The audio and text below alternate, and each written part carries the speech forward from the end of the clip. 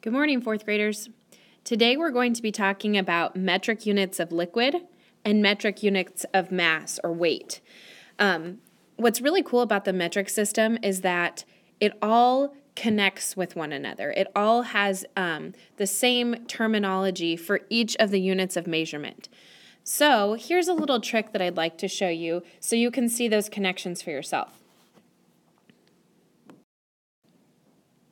I like to remember the different names or the different roots of the metric system by this acronym: King Henry died by drinking chocolate milk.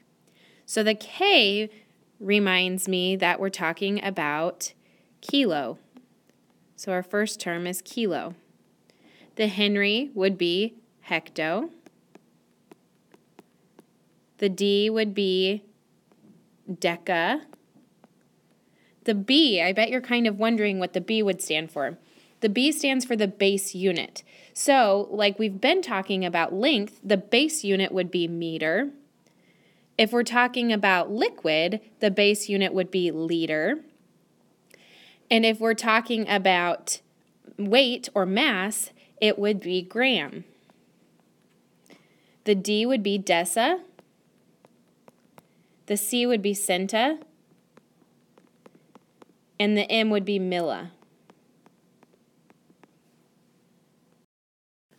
When talking about length, we talked about what each of these different roots stand for.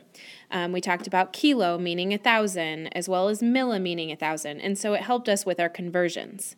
Everything is the same with liquid and weight, or volume and mass, because everything is the same in the metric system. So kilo, if we're talking about volume, would be kilo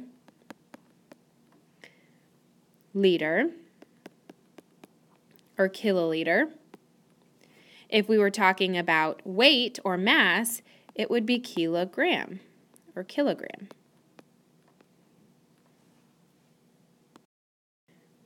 So all of the conversions or the numbers are the same for volume, liquid, or mass, weight, as they were with length. The names just change a little bit. So in length, we said meters. Volume or liquid would be liters. And in weight or mass, we are talking about grams. Here's one table or one example of a conversion of our volume or our liquid. So if we are going from liters to deciliters, remember liters is our base measurement of unit. So like in length, it's kind of like our meter.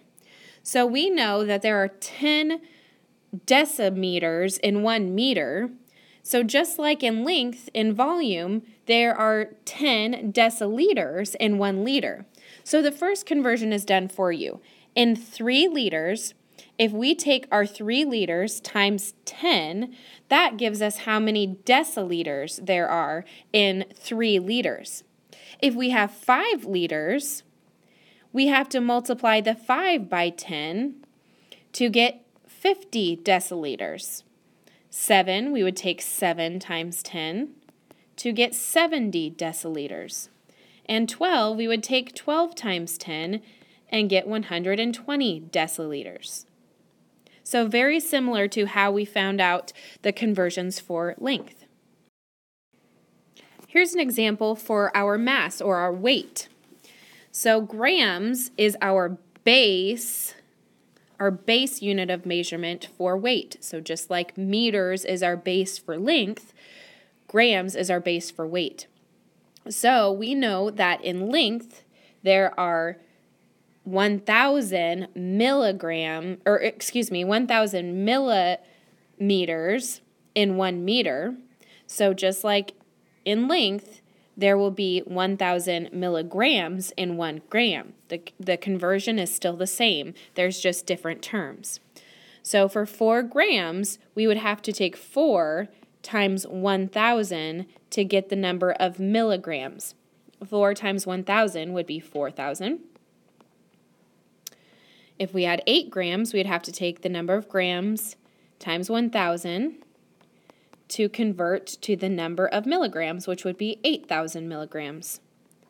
9 times 1,000 would equal 9,000 milligrams, and 12 times 1,000 would equal 12,000 milligrams. So very similar to our length and to our volume.